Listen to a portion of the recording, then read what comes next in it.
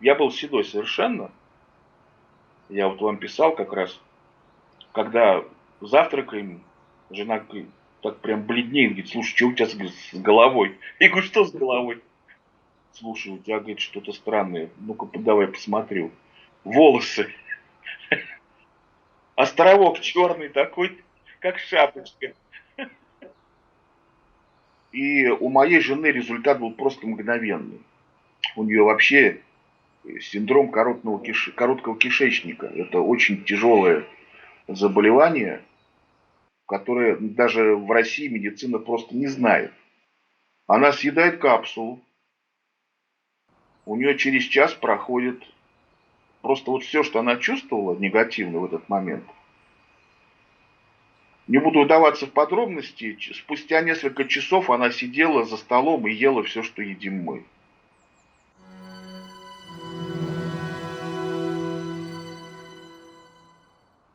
Уважаемые зрители, здравствуйте, меня зовут Александр, мы находимся на канале биогенного минерала Синтезит, и у нас сегодня в гостях уважаемый Эрвин.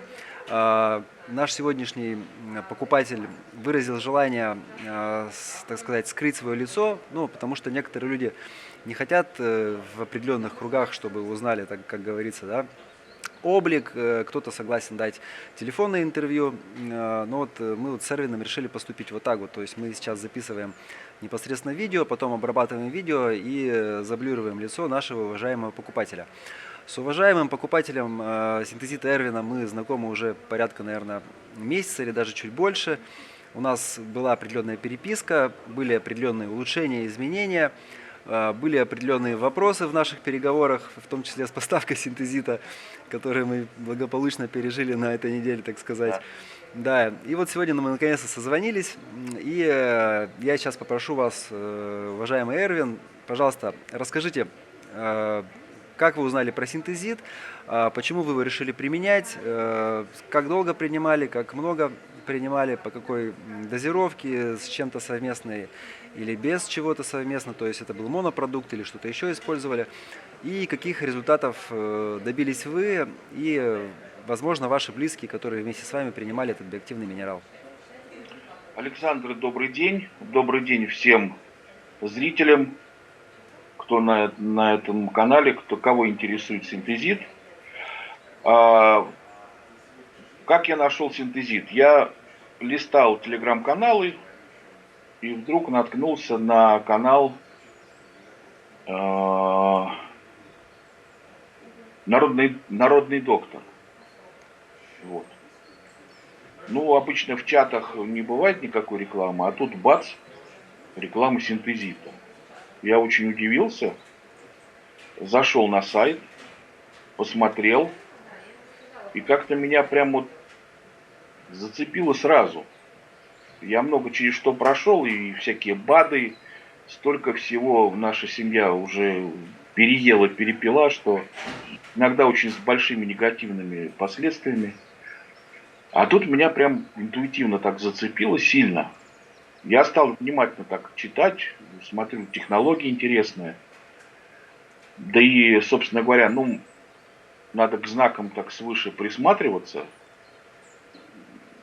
Реклама там, где ее не может быть. Вот, собственно говоря. Вот, стал читать. Ну, отзывы на самом канале, конечно, я не стал читать. Ну, как обычный здравомыслящий человек как делает сначала. Потому что обычно там бывает, знаете, и боты пишут, и сами себе пишут, и все такое. Проходили, и видео даже такие проходили. Вот. Стали смотреть в интернете, как же, не отзовик, а есть еще один портал такой интересный, там отзывы на все. Я потом вспомню, скажу. И везде смотрим, прям 5 звезд, 5 звезд, 5 звезд, и читаем прям, и просто обалдеть. Вот, я лезу обратно на этот телеграм-канал, в чат на народного доктора, спрашиваю, народ, есть кому что сказать? А никто не обсуждает, кроме меня. Один какой-то там написал, что ерунда. Угу. Не поверил. И опять никакого обсуждения, как будто просто этого не существует. Обычно, знаете, там в чат напишешь что-нибудь, и все, там толпа слетается сразу. А тут ничего. Я жене показываю. И жена схватилась сразу прям. Надо это принимать. Вот. Ну и как только появилась там возможность, мы сразу купили сначала одну баночку. Нам почему-то показалось, что там, сколько сейчас скажу, 60 капсул должно быть. Ну, часто бывает в таких баночках 60 капсул, БАДы обычно. Вот. Начали пить, и у моей жены результат был просто мгновенный. У нее вообще очень со здоровьем сложно было, особенно вот сейчас в этом году из-за того, что гиподинамия, там все такое прочее, с этими локдаунами. У нее вообще синдром короткого кишечника. Это очень тяжелое заболевание, которое даже в России медицина просто не знает. Оно описывается в каких-то очень крутых учебниках медицинских, а так как лечить, что лечить. Вот, если можно, я немножко подробности могу сказать. Да, интересно, то, что зрители будут Да, смотреть, и что за синдром короткого кишечника. а, это когда кишечник был поврежден каким-то образом, а у нее началось это все в подростковом возрасте, мнимый аппендицит, ну, боль в боку, пропальпировали, сказали, аппендицит надо резать. Вскрыли, никакого аппендицита, конечно, там нету. Вот. Ну а что, ну раз вскрыли, надо отрезать. Отрезали, зашили. И кончилось это все чуть ли не комой, вот, сепсисом. Вот, в результате ей вырезали 60 сантиметров подвздошной кишки. Та самая кишка, где вырабатывается очень-очень много всяких гормонов, без чего организм жить не может. Вот, витамины там, очень много чего. В том числе выработка спирта собственного в организме тоже через эту подвздошную кишку идет. В общем, 60 сантиметров. Причем и операция тоже прошла неудачно. Там 3 операции было, все очень плохо, у нее весь живот, значит, шрамище огромный вдоль всего живота. И 10 лет назад у нее начались страшные приступы. Стали мы искать, оказалось, что при таком синдроме люди не доживают там даже до 40 лет, как правило, даже до 30. В А ей нашей сейчас сколько? ей, ну, она чуть младше меня. Не буду без ее разрешения говорить. Хорошо. 72 года она. Вот, чуть младше. Вот.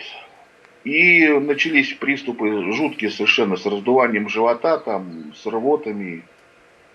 Практически невозможно купировать. Вот. То есть получается там, что где операция была, там кишечник сужен. Вот. И там что-то, значит, застревает, какие-то бактерии начинают размножаться, все это там начинает дуться. В общем, жуткие совершенно приступы, описывать даже не буду. Вот. Единственное, что научились мы чем снимать, это приходится этих бактерий травить просто. Специальными препаратами, которые вытравливают там против сальмонеллеза и так далее. Называть не буду. Вот. И у нее несколько приступов было вот в этом году. Вот, она подхватила тоже, значит, грипп сначала, там не ковид, а что-то другое. Это перетекло там в следующее, потом следующее, у нее приступ. Она есть, конечно же, не может. То есть редкий случай, когда она, вот, допустим, может неделю кушать что-то хорошее, общедоступное, без последствий. Вот. Бывает, какую-нибудь котлетку собственного производства съедает за столом и начинается приступ. Вот. В общем, муки адские, прям ну просто постоянно. В год там приступа 3-4. Иногда приходится капельницы ставить, потому что теряет вес от рвоты, там, обезвоживания. В общем, научились уже сами все. И уколы делать, и капельницы, и все. Эрвин, вы имеете в виду приступ, это вот многодневное такое состояние, да, вот? Да, сутки рвота, например. Мгм. Живот раздувается как барабан, страшные режущие боли, она не может разогнуться, ни спать, ни есть. Вот. И пока все из нее вот это не выйдет, то, что вот там бактерии размножились, вот, оно из нее, в общем, выходит мучительно. Мгм. Вот. Потом приходится, конечно, отпаивать ее все этими солеными водами специальными. Там, вот. Потом бульончики. Ну, в общем, очень долго приходится реабилитировать. Вот. И как раз недавно у нее был приступ, буквально, может быть, месяц до знакомства с синтезитом. И как раз в очередной раз она отпаивалась регидроном. Вот. Готовили уже там бульончики, кисельки. И тут синтезит. Она съедает капсулу. У нее через час проходит просто вот все, что она чувствовала негативно в этот момент. Не буду удаваться в подробности. Спустя несколько часов она сидела за столом и ела все, что едим мы. Но это просто реально чудо. Все прямо обалдели. Вот. Ну, она не боялась вот так резко, да, приступать Нет, нет. к обычному образу жизни? Ну, вообще она интуитив большой. Вот. И, ну, поскольку мы, в принципе, ведем образ жизни здоровый достаточно, ну вот, и продукты у нас только фермерские, только годами проверенные, то есть там не из магазина соседнего. Мгм. Вот, в основном и готовим сами своими руками. Поэтому она не побоялась, мы удивились очень сильно. Вот, и с тех пор, вот сколько уже проходило. Единственное, у нее были небольшие обострения в процессе приема где-то, наверное, после дня 10-го. Сейчас не точно не скажу. Вот. Но у нас у всех обострения очень сильные. То есть вот эта проработка синтезитом, мы понимаем, что это нормально, что это должно быть, потому что никакое выздоровление не проходит без каких-то тяжелых достаточно симптомов все равно. Вот. Ну и, собственно говоря, вот то, что касается Наташи, вот уже второй курс пошел, Мгм. вот, Ну, она, конечно, замечательно, замечательно, конечно. да, Можно я вот сделаю небольшую оговорочку для наших зрителей, кто сейчас нас будет смотреть, да, потом, когда мы это видео выложим, что, уважаемые зрители, синтезит – это биоактивный минерал, это не лекарство, поэтому если вы собираетесь принимать его при каких-то хронических состояниях, заболеваниях, не дай бог, да, обязательно подходите к выбору ответственно и консультируйтесь со своим лечащим врачом, потому что вы должны всегда, то есть при употреблении, допустим, параллельных каких-то средств, всегда консультироваться с человеком, от официальной медицины, кто даст вам на это разрешение. Потому что во многих случаях самолечение это как бы ну, недопустимо. Вот. Если люди применяют синтезит как препарат выбора, то в любом случае, даже если вот это препарат выбора, если это как препарат иногда некоторые, как последнего шанса синтезит применяют, в любом случае надо консультироваться с врачом. Даже если врачи уже махнули рукой, как бы и сказали, да, все, иди домой, уезжай, да, там есть такие случаи, когда вот отправляют просто людей, да, как говорится, сами разбирайтесь с своими вопросами, все равно. Проконсультируйтесь, спросите, потому что, может быть, вам как-то вашу диету скорректирует, ну или что-то еще. Вот. Эрвин, а вы, собственно говоря, с вашей уважаемой женой, супругой консультировались с лечащим врачом или самостоятельно пришли? самостоятельно, самостоятельно. Мгм. Поскольку от советской медицины, ну, советской, сейчас ничего не изменилось, стало только хуже, ничего хорошего никогда не видели, Вот. Но у нас у самих тут есть образование. У нас вот, сестра моя, она врач-реабилитолог, очень мощный. Вот. Она, я про нее вам писал, она страдает диабетом, была в коме в 2015 году. Вот, внезапно, это наследственное. Вот. Так что она нас пока смотрит, но как врач есть некая у нее закостенелость. Такая, подождите, я еще посмотрю, что с вами дальше будет. Даже то, что у меня вот, я был седой совершенно, я вот вам писал как раз, когда завтракаем, жена говорит, так прям бледнеет, говорит, слушай, что у тебя с головой? Я говорю, что с головой? Слушай, у тебя, говорит, что-то странное. Ну-ка, давай посмотрю. Волосы. Островок черный такой, как шапочка. Ой, мы очень удивились, когда я ваши фотографии получил. Вы сначала первый раз же прислали, и там было вот здесь вот две полосы вот так явно выражено. Да, Да, потом вы попозже прислали, оно уже как бы все потемнело, но я показал нашему руководителю Владиславу Александровичу, он смотрит, говорит, да ладно, говорит, это же, говорит, ну это прям вообще чудо какое-то. Мы на самом да. деле, вот для наших зрителей еще раз скажу, да, я уже неоднократно это говорил в наших видео, что есть такое, случается, что у людей начинают темнеть волосы, возвращается пигментация волос на руках, на груди, на голове. Может быть не полностью, да, но вот местами, как вот у уважаемого Эрвина случилось.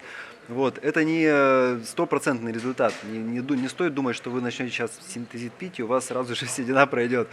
Она происходит в большом количестве случаев, это происходит, но мы не знаем, почему у некоторых происходит, а у некоторых нет. Поэтому будем считать, что это просто дополнительный такой бонус для наших некоторых людей. А вот то, что вот Эрвин показывает, я обязательно фотографии вставлю, когда буду видео монтировать, я вставлю ваши фотографии, с вашего позволения. И там Да, вот конечно. очень прекрасно видно, да, что даже вот если, как говорится, если даже захочешь, то вот так не покрасишь просто. Вот. Конечно, конечно. А сейчас вообще вот остался маленький вот здесь кусочек белого, остальное здесь черное. Сзади волосы все черные стали. Остались только вот седые виски, и вперемешку пошли они уже черно-белый, черно-белый.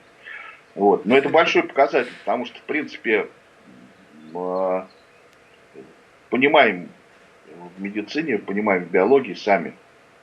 Вот. Ну а как так-то вообще, да? Как так?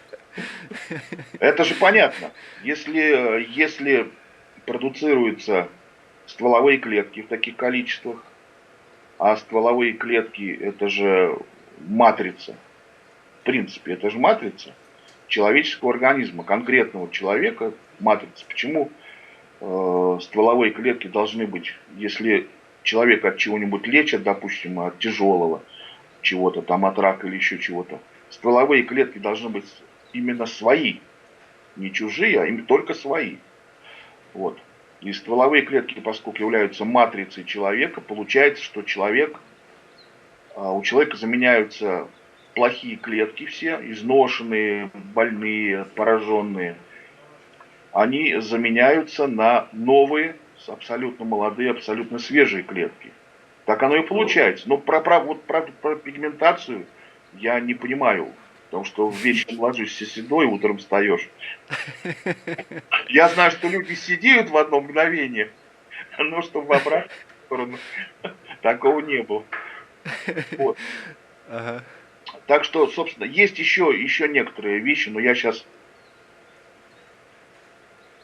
полностью не скажу.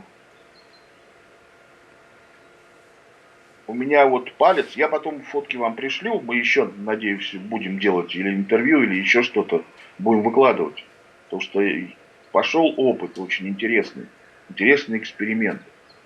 Вот у меня, я потом покажу, от руля несколько лет назад появилась мозоль на большом пальце.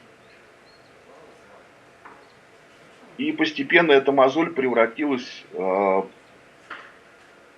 весь палец, весь большой палец, с умертвевшей кожей.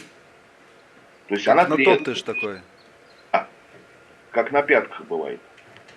Угу. То есть абсолютно омертвевшая кожа с цыпками, с такими, которые с трещинами.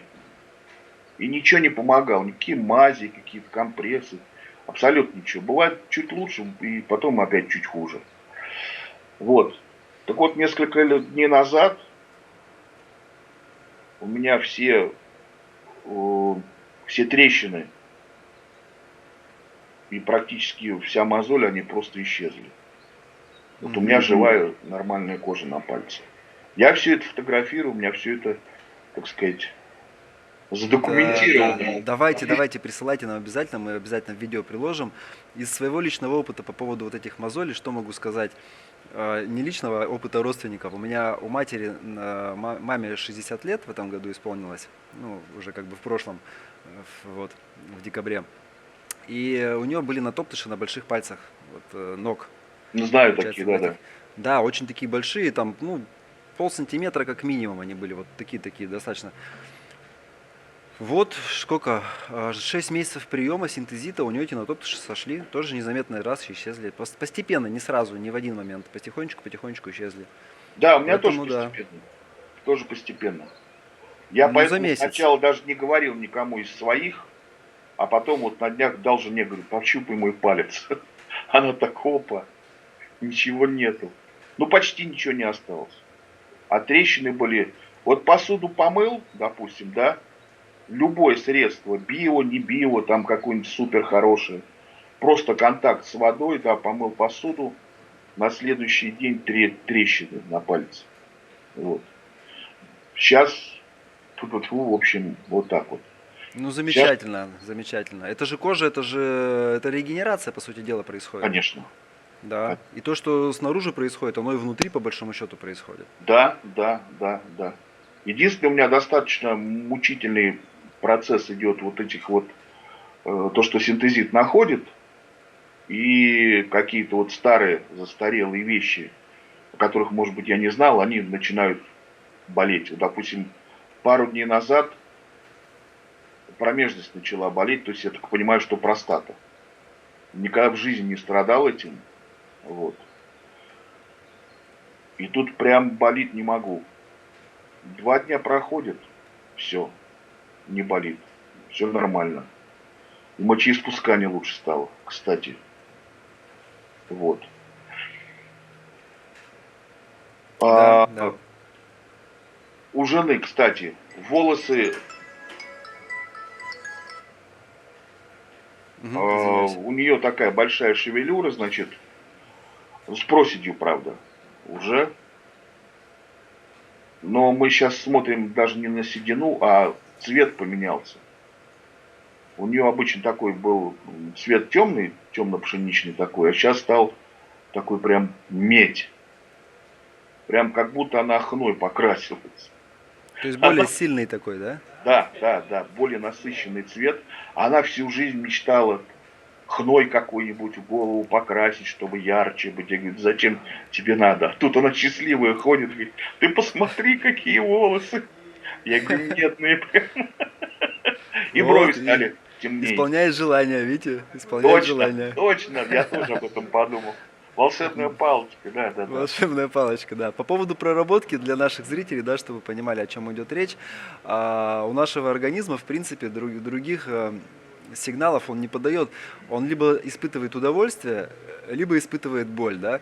Удовольствие каким-то там, это на сознательном уровне мы можем, да, почувствовать, либо мурашками какими-то, да, по телу, но внутри ты как-то по-другому удовольствие не почувствуешь, он не выражает Да. никакого удовольствия. Либо от раздражения рецепторов что-то, да, вот.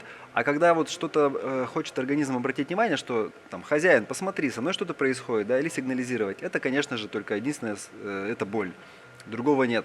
Причем в большинстве случаев, чтобы люди знали, так сказать, небольшой экскурс в такую физиологию, да, тот же самый кишечник, он не имеет нервных окончаний. То есть и когда болит внутри где-то в кишечнике, на самом деле боль она вот здесь. То есть это, так сказать, фантомная боль. Просто организм в голове показывает, что в кишечнике сейчас что-то происходит, надо обратить внимание. То же самое, что когда, вот, как вы говорите, проработка какая-то идет, то есть организм запускает процессы самоисцеления, то есть синтезит, он сам же не лекарство, он не лечит, он просто дает силу организму, чтобы организм начал процессы вот эти вот самооздоровления, самоисцеления. Активизируется кровоток, та же самая предстательная железа, организм хозяину дает сигнал. Смотри, хозяин, у меня сейчас происходит вот здесь вот то-то, то-то, я вот в таком-то процессе нахожусь, да. Обрати внимание, почему это полезно знать, потому что в этот период, допустим, возможно, будет полезны какие-то там ходьба, да, чтобы кровь разогнать, какие-то физические упражнения, там, может, какое-то там прогревание, физиопроцедура, которая будет в помощь усилению кровообращения и облегчению каких-то там процессов определенных. Вот. Мгм. Но это я для наших зрителей, чтобы понимали. Я думаю, что вы это как бы прекрасно понимаете. Да, да, да, да. Да. Ну, Я, замечательно, замечательно. я же профессиональный спортсмен в прошлом. Вот, я всю жизнь занимаюсь там лет, может быть, с 4-5. Вот. В детстве йогой занимался. У меня мама была переводчицей с английского языка и работала часто с индусами, с настоящими. Вот эти с вами приезжали, гуру, она лекции переводила. То есть она Мгм. знакома была с большими такими святыми индийскими, можно сказать. С Вот. авторитетными, да, с Да, индийскими да. Ну, они святыми, с да. вами называют. С вами это святой. Они Мгм. так авторитетные, да, да, да.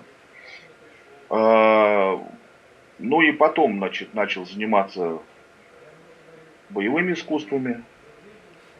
Вот. И всю жизнь я занимался. И по профессии я, по большому счету, инструктор боевых искусств. И, но поскольку я профессионал, то профессионал всегда это очень плохо. У меня тренировки были для самого себя иногда по 12, по 14 часов в сутки. Вот. И последние тренировки в 97 году, когда я был на пике своей формы, меня мой учитель должен был вести на представление в Бирму, в Мьянму, то бишь, патриарху школы этой, традиции, в традиции которой я обучался, да, и владею, носитель традиции, которой я есть. Я должен был там подтвердить свою квалификацию, получить там все эти регалии большие, там пояса, все эти каны, даны. Вот. И у меня тренировки вот были по 12, по 14 часов в день. Спарринги там по 40 минут, допустим, с ним, с моим учителем, в полный контакт. То есть это просто вот было нечто. Вот. Но в последний момент жизнь моя изменилась, и я не поехал. Вот. И постепенно перешел немножко на более, так сказать, на более энергетическую работу, на более духовную, можно так сказать. Вот. Но продолжал тренироваться, и в конце концов у меня организм, он меня просто послал подальше. Сказал, От все, перенагрузок, да? От да, перегрузок. да, да. В один прекрасный день я встал, я понял, что я ненавижу вот этот мешок, висящий посреди комнаты. Я выкинул все там лапы, кимоно все, просто на помойку отнес, мешок этот выбросил. Вот. Я смотреть на это не мог. Я с тех пор не могу, уже 20 лет прошло, я не мог смотреть ни эти всякие фильмы с Джеки Чаном, там, знаете, вот это вот все. Мгм. Вот. Меня от этого просто тошнило. Я бросил заниматься. Потом постепенно перестал заниматься там и йоговские упражнения перестал делать. Потом так жизнь пошла, что стало некогда. Сел в машину, купил машину, а там все. И я поехал вширь. Нормальный вес был 78 килограмм, сейчас 130 почти. Вот, хотя 2 дня назад взвесились, оказалось, что 2 кило я успел скинуть за время приема синтезита. Не прикладывая особых усилий. Но я это говорю к чему? Как раз был перерыв в приеме между курсами. То есть я вот первый курс пропил и пошел перерыв.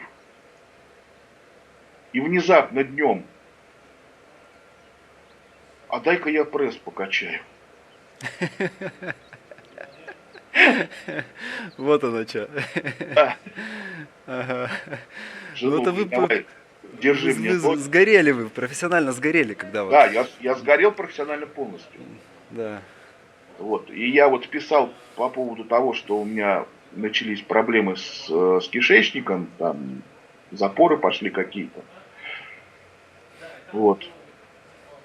Я уже понимал, что надо что-то делать, надо шевелить своим пузом. Вот. Иначе так и, простите за подробности, без клизмы уже жить нельзя будет. Ну да, конечно. Вот. Надо организму помогать, да. Синтезит это Да, как бы очень хорошо, но тоже под лежачий камень, да, сколько ты его синтезитом не посыпай, если да, туда да. семечку не опустишь растение, но растение не прорастет. Надо поэтому шевелить камень потихонечку. Как, Как-то как помогать. говорили, как говорили наши офицеры спецназа ГРУ, под лежачего офицера и коньяк не течет. Вот. Ой, ну, теперь понятно, почему вы не хотите, конечно, чтобы ваше лицо показывали мы. Да, все, мы его обязательно заблюрим. Да. Эрвин, уважаемый, мы уже так немножечко Я- подзадержались с вами. Да, я предлагаю это интервью завершить. Я думаю, что в будущем мы обязательно еще раз с вами свяжемся. Благодарю вас за столь подробный, интересный отчет. Я желаю вам дальнейшего здоровья. Ну и чтобы вы только крепчали, чтобы вес потихонечку уходил и Спасибо. чресла возвращались, так сказать, в бой к активной жизни. Да, Александр, но я все-таки прерву вас и скажу, что я начал заниматься. Вот. Хорошо, хорошо. А, и один момент последний. Если есть желание, можете сказать что-то для наших зрителей, кто нас будет потом смотреть. Пейте синтезит. Будете И, здоровы. и будете здоровы. Да. Да, все это правда. Все это правда. Все так и есть, как в отзывах пишут, как народ говорит. Все правда, все так и есть. Все так и есть. Да, Вам но при большое этом спасибо. извините, да, перебил. Извините, перебил. Вам Но большое спасибо, что вы разработали это все. Извините теперь меня. Все, я ничего умолкаю. страшного. А, Уважаемые зрители, в любом случае, да, тот опыт, который переживают конкретные люди, это их опыт. То, с каким вы набором вопросов приходите к приему синтезита, в каком состоянии ваш организм находится, сколько вам лет, какой у вас образ мысли и жизни, все это будет определять то, как он будет на вас действовать в том числе. Вот. Но при этом я хочу сказать еще последнюю фразу такую, что вот я занимаюсь лично сбором отзывов в том числе, да, то есть это одна из моих обязанностей по работе в проекте Синтезтех. И то, вот, что я увидел за уже более чем год сбора этих отзывов, то, что я услышал, я понимаю, что синтезит, он действует абсолютно на всех, но люди делятся на три категории. Первая категория – это те, кто ощущает в первые 3 дня примерно. Я к ней лично тоже отношусь. Таких людей процентов примерно 60. Вторая категория – это примерно 2 недели. Те, кто понимает, что синтезит начал действовать, видят какие-то результаты по настроению, по энергии, по сну, внешние, внутренние и так далее. Они это понимают. Это еще категория примерно 20%. И третья, это, так сказать, как я их называю, долгоиграющие люди, это примерно 2-3 месяца с момента обнаружения действия синтезита. Это вот примерно 15%. Вот. Опять же, вот эти вот, так сказать, нечувствительные люди, это кто? Вот недавно к нам врач приезжал, нарколог, да, он давал до этого интервью несколько месяцев назад по скайпу, потом он был в Сочи, приехал к нам, он не чувствовал 3 месяца, потом он понял, когда увидел, что у него гайморит не появился в очередной раз. Вот. Да, 2 минуты, сейчас мы закончим. Он увидел, когда гайморит не появился у него. До этого он не понимал. Он увидел, когда у него волосы на груди потемнели. А прошло 3 месяца. То есть, да, если вы не чувствуете его действия, не факт, что его нет. Оно обязательно проявится просто позже. Все, не буду вас больше отвлекать. Спасибо большое за С интервью, удовольствием. спасибо за пожелания, спасибо за все. Будем на связи, до свидания. Всем здравия. Всем здравия, уважаемые зрители, спасибо за просмотр, до свидания.